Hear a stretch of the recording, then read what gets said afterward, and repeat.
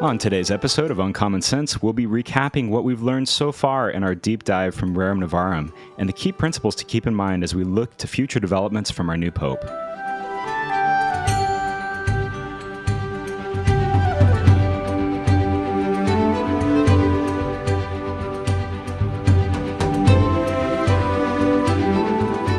Hi, everyone, and welcome to another episode of Uncommon Sense. I'm Lee Sondino. I'm the Chief Operating Officer for the Society of Gilbert Keith Chesterton, and I have along with me the esteemed Joe Grabowski, the Vice President of Evangelization. How are you, Joe? Very well, thank you. How are you? I'm doing well. I'm excited to sit down with you again and do some recap on our deep dive in Rerum Novarum, talking about Catholic social teaching. Just a quick reminder, if you like these podcasts, please make sure that you are liking and subscribing so that you're not missing an episode. And of course, make sure that you're sharing this with others as well so that we can get the word out for some of the fantastic content that we've been serving up these last couple of weeks. But Joe, really excited to get into a recap of what we've talked about. Of course, we went through Rerum Novarum the last couple of weeks and did a deep dive, a chapter by chapter, which I think was really good and enlightening. I know I learned a lot, and it was fantastic gathering some information from some of the notes you had as well.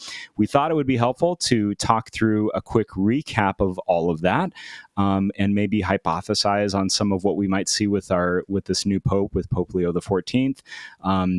Go back to why we think he picked the name and what he's talked about in choosing that name and what that means for us in this point in time in 2025 compared to an encyclical written in 1891. So excited to talk to you again about this, Joe. So how have things been the last couple of weeks as we've explored Catholic social teaching? Any feedback at all?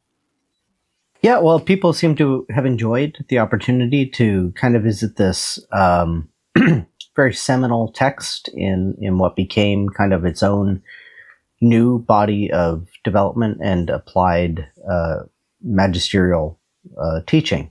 And so, we spoke a lot about kind of what this meant in its time and how Rerum Novarum sort of landed and the huge contribution, and that it was seen as kind of a new thing that the papal office was doing, speaking to these very practical concerns in these applied ways. And as we also mentioned, it becomes developed through subsequent writers, through other authors in the papal magisterium, but also through private authors like Chesterton and Belloc. They'll come in with their own kind of glosses and reflections upon what Leo had to say in Rerum Novarum. But what I thought would be a good turn for this episode, as we sort of now leave Rerum Novarum behind, we could go through every anniversary encyclical from the 40th through present day if we wanted to, but I don't think that would be very helpful. And I think that really what we want to do is draw the coalescing major points of Catholic social teaching, the fundamental chief principles of Catholic social doctrine that again and again are emphasized by the various popes in these encyclicals over the years, because those will be certainly the principles, the foundations from which Leo XIV, if he is to add to this body of teaching, which he sort of, indicated he might do, this will be the groundwork. And so this will kind of be, the purpose of this episode will kind of give us the tools that we need in our toolkit to safely and fruitfully interpret Leo XIV when and if he does write on these issues. Yeah. And I think that's, so this is a great point. Catholic social teaching in and of itself isn't a construct just of man. Catholic social teaching is an essential part of the gospel. And that's something that we need to acknowledge and think about and probably talk about right off the bat. So Joe, maybe explain that to us. How is Catholic social teaching an essential part of the gospel? And why would we say that? Yeah. And by the way, viewers, listeners, if you want more of an in-depth treatment about any of these points that we make, by all means, we're available at podcast@chesterton.org. We can maybe record some future topics. We want to talk about what you're interested in. And this question is something that could merit its own separate episode, whereby we could look at sort of what Leo takes for granted. That is Leo XIII, right? When he writes Rerum Novarum, what's foundational to his view? We spoke in our deep dive of that encyclical about how he's constantly saying man needs to be called back to religion, that unless society respects religion and respects the role of God in man's life, society is never going to right these ills that it's facing. So he has that sort of foundationally in the background. He also speaks about how if we're not about saving souls, especially as the church, then this isn't, fruitful. And we talked about how subsequent schools of thought maybe sometimes erred sometimes on the side of worrying about the material goods of man without so much emphasis on the eternal goods. And so we always want to keep those things in perspective. But ultimately, there's this great foundation for this really from the Bible forward, really from the first pages of Scripture. So much of Catholic social teaching is ultimately based on that first conversation between God and man. What God tells man to go and do: be fruitful, multiply, dominate, and cultivate. This Adamic role is really the fundamental nature of man. Why man has this place in creation that he has, and so it has to do with man's nature, and that's fundamentally one of the things that the Church in her social doctrine is what Pope Paul VI in first in an address to the United Nations, and then in his encyclical Popular and Progressio, Pope St. Paul VI will call the Church expert in humanity. And the Vatican II speaks about this as well, where Vatican II says that when God becomes intelligible, the creature himself becomes, when God becomes unintelligible, the creature, man, becomes unintelligible too. So in other words, that God reveals not only himself to us, but ourselves to ourselves, right? God reveals man to himself. So this expert in humanity is part of it. Man's nature, what is man's nature? But also that we learn from the Gospels that man exists kind of in this interesting in-between space between the eternal and the temporal, between the immanent and the eschatological, if you will. The kingdom of heaven is at hand. Yes, there's martyrdom, there's virgins for the sake of the kingdom, eunuchs for the sake of the kingdom, the witness of celibacy in the church. So we have all these things that point towards the end times, and yet there's the call of the laity to be out there in the world and be, shaping practical politics and shaping things today.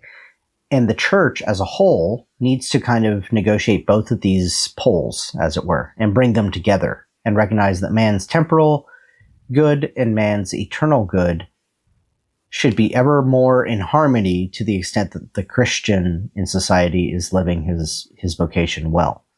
So that's a lot of words that I just threw at you there, but this is really an essential part of the thesis. Why is the church commenting on matters economic, on things like free trade or things like stewardship for the environment?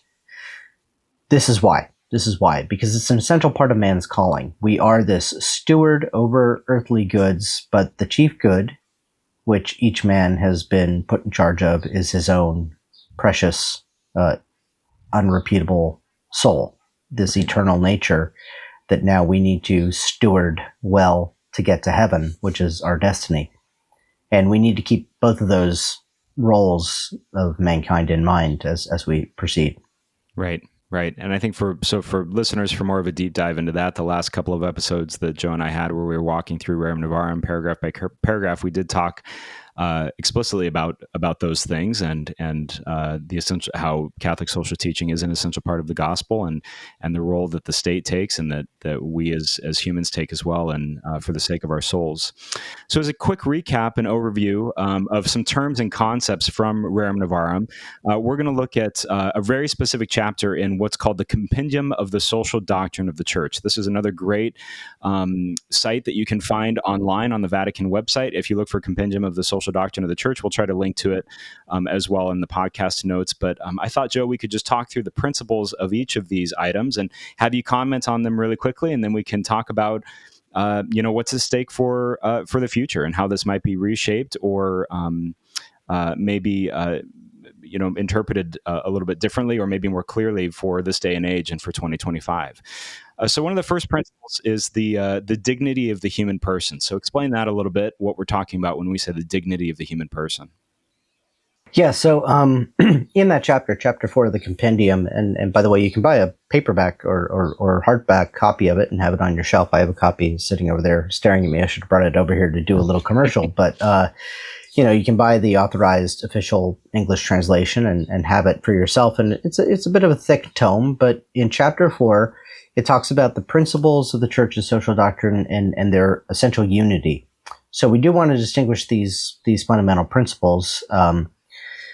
But they all they shouldn't be, if ever we're understanding them and being at odds with one another and not part of a unity, then we've maybe overemphasized something or gotten things out of whack. Great point. And really, this fundamental principle, this one central principle, is what it's all about, which is the nature of the human person, as I said. That's why you really have to go back to Adam, because everything else is going to kind of stem from there. So mankind as, the descendants of Adam, but also as redeemed in the new Adam, Christ Jesus. That's really at the foundation of all of this. And this is just the principle that the Church articulates in so many ways and in so many other discrete doctrines, such as doctrines regarding religious liberty, doctrines regarding the nature of human life and when life begins or ends, such as opposed to abortion or opposed to euthanasia. This is the the infinite dignity of man and man as a creature with an eternal soul that is destined for relationship with our Creator. This is the fundamental foundational principle from which all the rest of these concerns is going to flow. And so just remembering that man is created in the image of God, and that all these obligations, all of these rights that we're going to enumerate and speak about as we flesh out the Catholic social doctrine through the magisterium, through theology, and whatever it happens to be, all of them are going to be based on this, right? We talked about in Rerum Novarum, for example, how he makes a natural law argument for the right to private property, how this right stems from man's rational nature, that mankind, because he can take account of and take stock of the future, has it within his power to now even govern and shepherd the goods of the earth, to plan for tomorrow in a way that the animals really don't. I mean, yeah, squirrels literally squirrel away nuts and things like that for the winter, but they're not, establishing retirement plans for themselves. So, that's a whole other issue, whether or not that's even a good thing for us to do. But the point is that it is in our nature to secure property, to steward it, and to have it be done in such a way that it provides not only for us for today, but for the future and for future generations. Sure. Now we're kind of rolling into as well, not only the dignity of the human person, but the common good when you talk private property. And what are some other elements of the common good, which would be another principle? Yeah. So this second major principle, and by the way, I should have just enumerated them quick so that people, I like to keep score when I'm listening to somebody talk of how far are they through this. So there's essentially 4 big buckets that the compendium refers to: the doctrine of the dignity of man, or of the human person, the common good, and then subsidiarity and solidarity. And so these are the 4 major buckets or principles. And then they have kind of sub-points underneath them. The common good is this second fundamental element, and it stems, again, from the nature of the human person, because we are created as social beings. We're created for community. We're created for relationship. This is seen first and foremost in man's sexual nature, that man is created not as himself, but male and female. Just as God is a trinity, a relation of persons, so man in his nature, as Chesterton once greatly summarized it, men are bipeds, but man is a quadruped, right? So the nature of man is that it has these 2 halves, male and female, and they come together and they form relationship. And so it goes. We form relationships, we form society, and therefore there's a good that transcends all of our own personal individual goods. It's also not merely the sum of all of our individual goods added together, but rather what it is that sum total of conditions that exist within a society that allow for the greatest flourishing of each member of that society and of the society as a whole. And it has to be pursued in unity. And so it's a good that is common, not in the sense that it's shared as individual sharing pieces of a pie, but it's common in the sense that it goes all the way down through, and that we each have a direct relation to this good that is beyond any of our own individual goods. It's the good of the whole. It's with reference to the whole, which is incidentally another translation of the word Catholic, right? So the common good is this concept, and from this derive several fundamental principles that they'll also elaborate, namely the universal destination of goods. This is the idea that the goods of earth, the created goods of the earth, are not for any one person. They're ultimately for the whole of the human family, right? And that sets limits upon private property. It also undergirds the concept of private property, because the whole point of private property is the building up of the common good. Private property is one of those individual goods that is oriented towards or with reference to the common good and this universal destination of goods. So we spoke about that when we were talking about Leo and the limits on private property. And then finally, the preferential option for the poor. This is another upshot of the common good under the universal destination of goods, is that we pay particular attention to those who do not have, for whatever reason, because they are denied it, or because they are, by some happenstance or natural incapacity, unable to secure for themselves. We have to take care that they have their share of what is theirs by right and by nature, right? This sharing in these goods of the earth. And so we pay special attention to the poor within society. So great. So we have dignity of the human person. We have common good. So buckets number 3 and 4, like you put it so well, are subsidiarity and solidarity. And I know we talked a lot about subsidiarity in the past, but maybe just to remind people, what do we mean by subsidiarity, and why is subsidiarity included as a main principle in the compendium?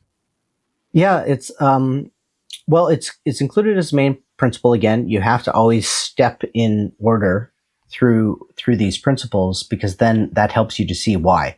So because of the dignity of the human person, because we all have this vocation, that calls forth a role of a chance for the person to participate and act in reference to the common good, and to play his or her own part. Participation is a key here.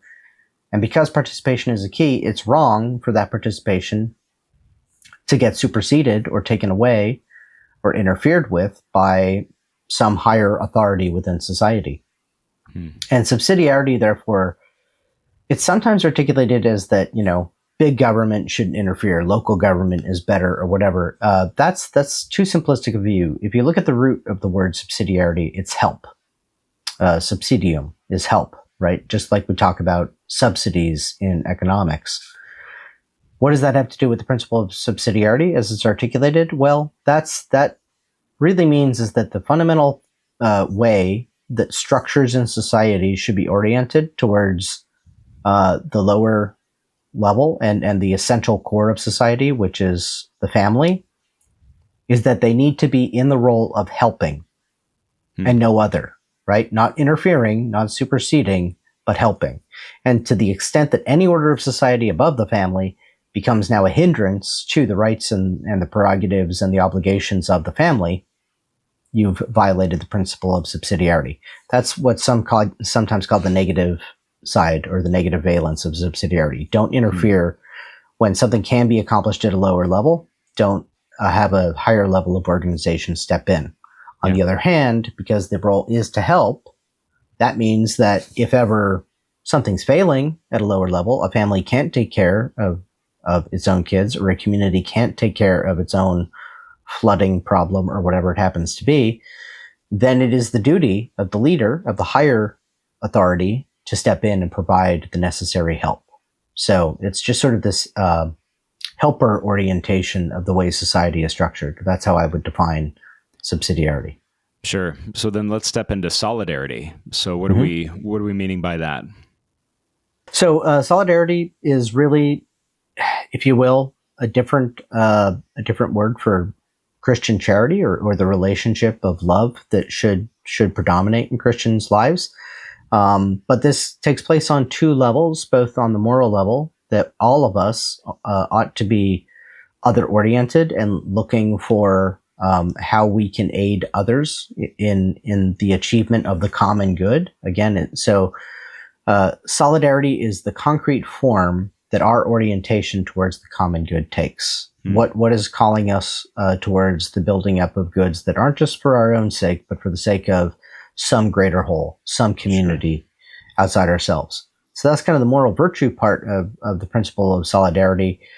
But there's also this social principle that, as it goes with individuals, so it goes with whole communities. Whole communities are also oriented towards these greater states of perfection of organization and confraternity and mutual help. And really, at the time that solidarity reaches its zenith, let's say, in the development of the doctrine throughout the 20th century, it's now become a global question, right? Paul VI and really John the 23rd, Paul VI and thereafter will speak about how now there are whole areas of the globe, the global south, the developing world, the third world, whatever you want to call it, that need the assistance of the other nations in order to achieve this whole common good of the common human family. And this is something that is never backed down from in John Paul II, in Benedict and Francis. That remains core. This idea that we're all one big, it sounds maybe trite or cliche, but we're all one big human family and we need to look out for one another. And so it's a social principle as well. And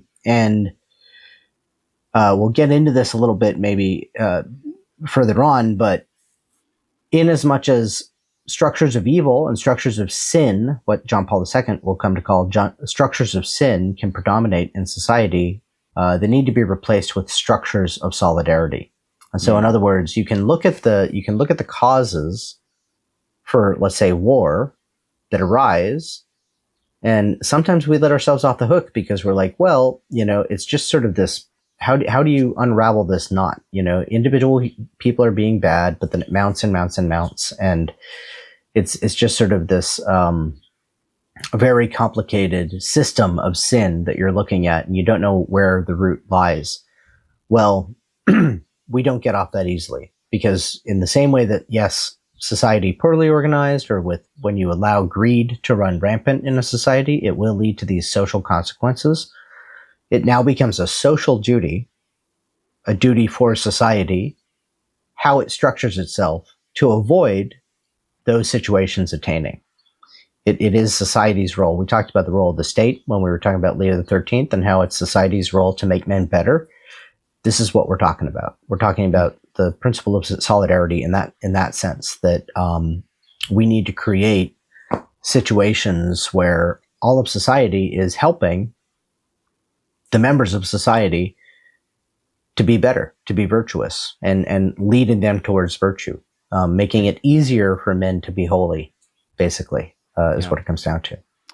Just in you talking about that, not to bring this conversation too quickly into what we were thinking about and maybe setting up future episodes, but I wonder if this could be a sort of a litmus test of things that are happening, this day and age, where you're to put them up against, these four different buckets that we just talked about, these four different principles, and whether or not they match and they fit. And one thing I'm thinking of, is artificial intelligence, right? And just what it's doing to really disrupt, buying and selling and industry as a whole. I mean, you've looked at IT over the last 10 years that I've been a part of for quite some time, and it's completely uprooted that industry, and it looks like there's no stopping. So pretty interesting that we're talking through these principles. And, is this something that we would want to take a look at and apply to these situations today to make sure that they fit socially? Well, exactly. And this is why I thought this episode would be a good hinge point for this kind of series that we're doing, so that we have this toolkit. We have the vocabulary by which to analyze new emergent phenomenons that happen within a society. Because there's this immediate tendency to want to say that these developments of technologies or of mechanisms of economy, whatever it happens to be, are themselves neutral or morally neutral. They're value neutral. First of all, that's hotly contested whether or not you could genuinely call any kind of technology truly a neutral proposition. But Right. I think at the very least, what you have to say is that, well, okay, maybe it's not in se evil. Maybe it's not something that you can call problematic in every way, or what have you. But this automatically signals, I think, a stepping back from the high calling of the Catholic social doctrine. The Catholic social teaching calls us towards a gospel orientation to perfection and to Right. seek first the kingdom. And in that regard, we shouldn't simply be asking what's the harm in this or that new technology, but we shouldn't just be inventing technologies with no positive idea of the positive outcomes in mind. We should always be doing things, not participating in the cult of progress, but we should always be doing things with reference towards, with orientation towards what good it's going to do. How does this new technology, how does this new arrangement of society either benefit or detract from the common good? And that decision becomes a social obligation, and it becomes the moral obligation of all of those in society to the extent that they have the power to influence those changes.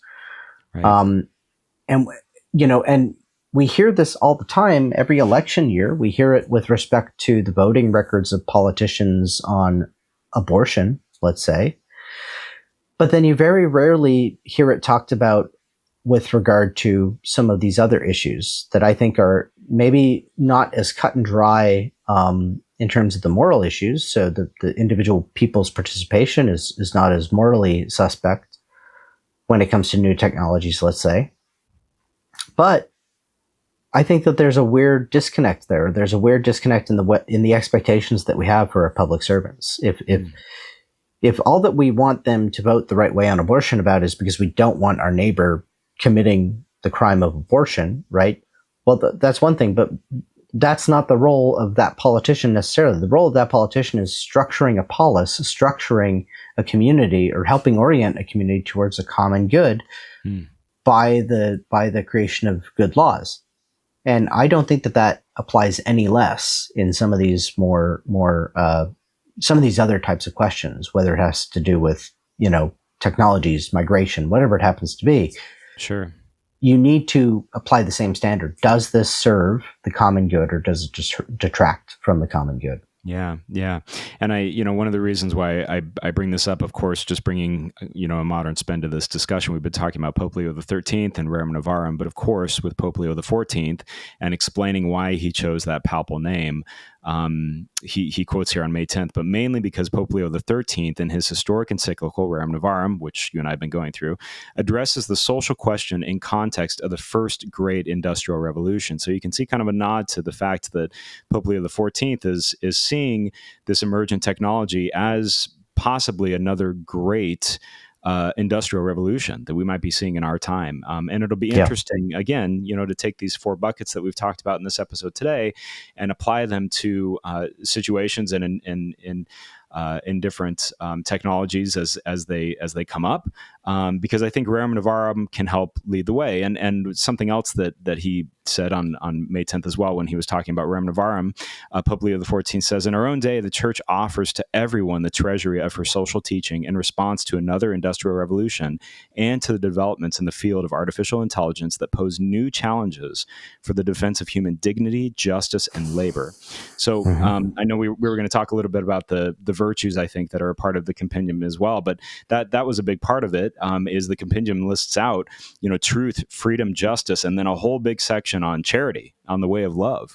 Right. And it's really interesting thinking about Pope Leo XIII coming in, choosing that name, choosing specifically because of the continuation of Pope Leo XIII and Rerum Novarum and that industrial revolution that was being faced back then, to then the Church's response to what's happening today, and really looking forward to hypothesizing on some of those potential responses with Pope Leo.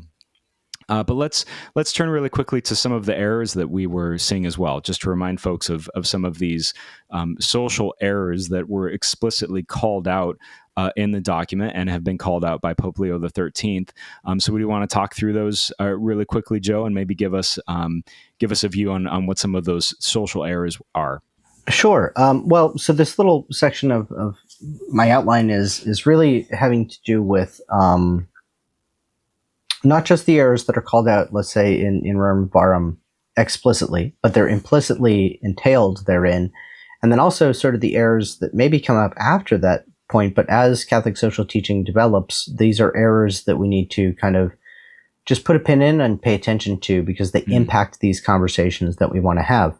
Yeah. If I can say too, I think that's what's really interesting. You're saying you can't walk through these principles unless you're doing them in order. And, in looking at this list of errors, it looks like some of these social errors that we're seeing is maybe because they're walking out of order with these certain principles, or maybe valuing one principle over another. And I think you're about to speak to that.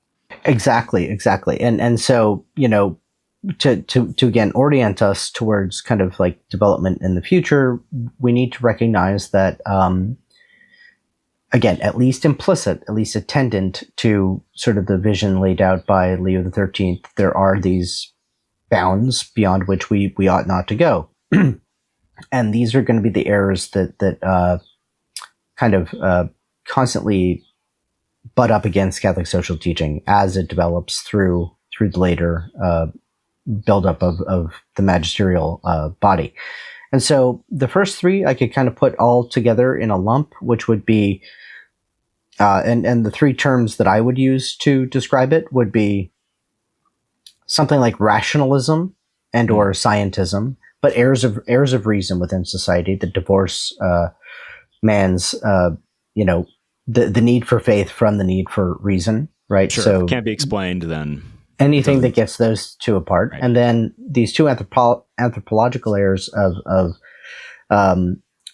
liberalism and totalitarianism, right? That kind of are the two attendant errors that Leo the 13th is addressing in particular, when he talks about, on the one hand, the prevailing economic system, this kind of radical individualism, everybody's out for themselves, and greed is allowed to kind of be a motivator, versus the tendency towards a state totalitarianism that's gonna see the state as the only force that can come in and correct the situation.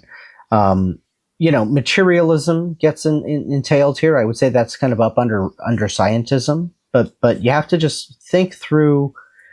The reason for enumerating these is just to think through what was the world that Leo found. What were the men in that world like?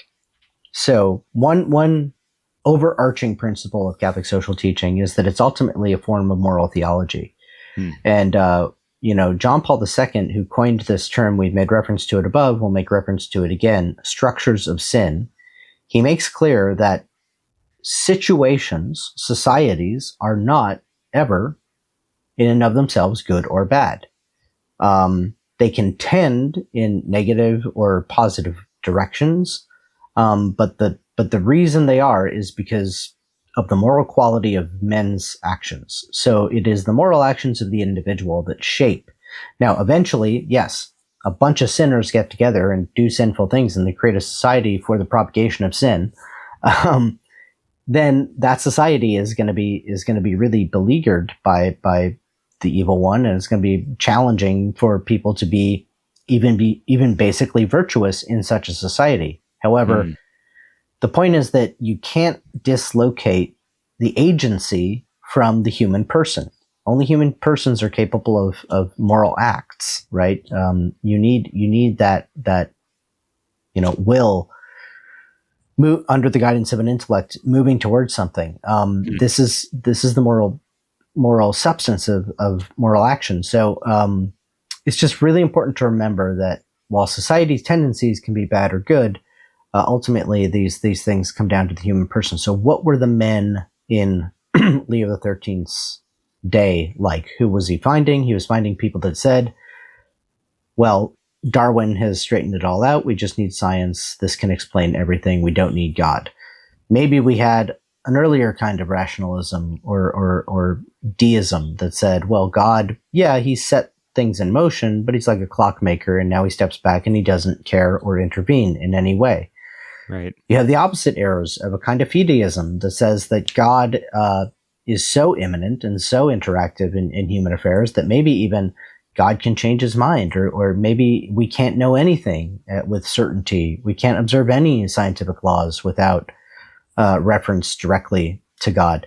So all of these sorts of things are going to be the soup that make up the human condition that Leo is responding to, and it's the human condition that gives rise to these social order level problems, right? Right, right. And it'll be really interesting to take this lens and look at current errors as we see them today, and maybe in the future we can even spin off some episodes where we're explicitly talking about that. As you're talking, I think how dangerous relativism really is at that point, because you've got so many different options and choices, and if you don't have this common understanding of good, then you're off to a pretty bad start.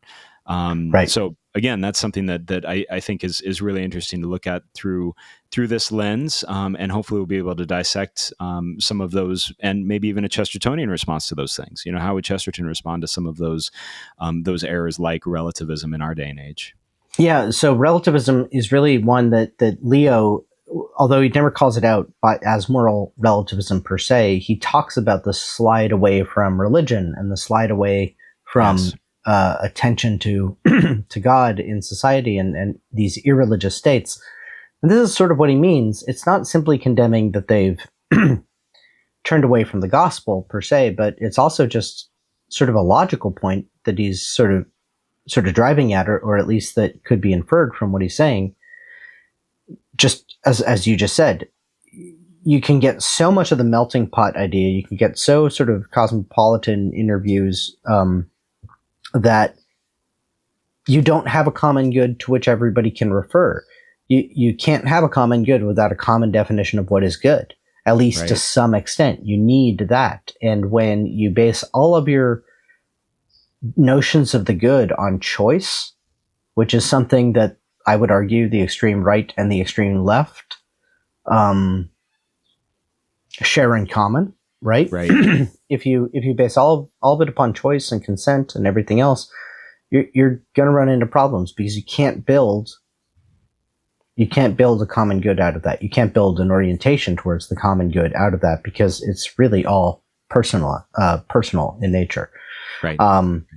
So the other thing just to pay attention to, and as we try to apply these things and look at these things in the future, that balance between liberalism on the one hand, and a kind of big stateism that we want the state to solve all our problems, is a perennial issue, right? It's constantly, it's the bugbear of so much of our politics. And just by understanding and learning the nuances of Catholic social teaching, especially the doctrine of subsidiarity, I think that we could help bring more clarity to those discussions. Yeah, absolutely.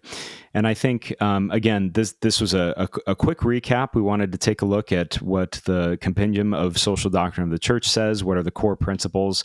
Like Joe said earlier, the different buckets: the dignity of the human person, common good, subsidiarity, and solidarity, and take those and use those as a lens for some of what we see happening today, and maybe where that comes into play with Pope Leo XIV and his potential response to artificial intelligence, this new arrival of this emergent technology that we're all dealing with. So looking forward to having future specific conversations about those things, Joe, and maybe we'll have some time to dive into those errors specifically and look at a Chestertonian spin on those as well, and see what the response would be, and bring to light some of the timelessness of Chesterton when it comes to some of these errors as well, because again, he was a big proponent for Catholic social teaching and for Rerum Novarum specifically.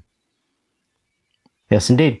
And I would just encourage the viewers, listeners, take a look at the Compendium of the Social Doctrine for the Church. If you do nothing else, if you don't find it riveting reading, just read the table of contents, and because so much can be derived simply from, as I've been suggesting, following these thoughts in order.